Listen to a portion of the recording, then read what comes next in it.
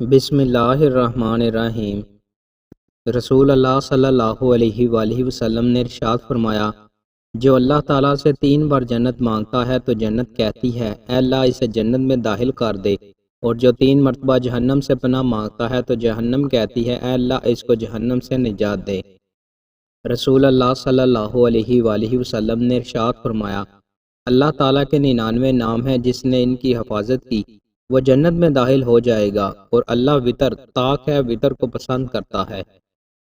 رسول اللہ صلی اللہ علیہ وآلہ وسلم نے ارشاد فرمایا، جو علم حاصل کرنے کے ارادہ سے کہیں جائے تو اللہ اس کے لیے جنت کے راستے کو آسان و ہموار کر دیتا ہے۔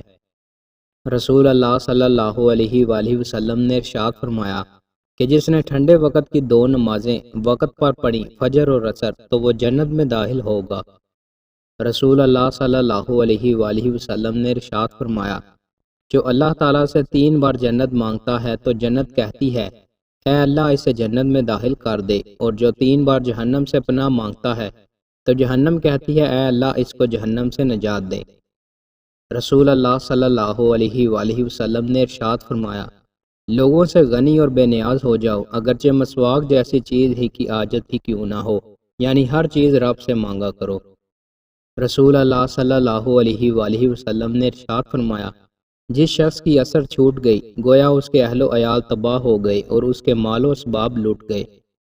رسول اللہ صلی اللہ علیہ وآلہ وسلم نے ارشاد فرمایا، انسان کی عمر بڑھتی جاتی ہے اور اس کے ساتھ 2 چیزیں اس کے اندر بڑھتی ہیں، مال کی محبت اور عمر کی درازی۔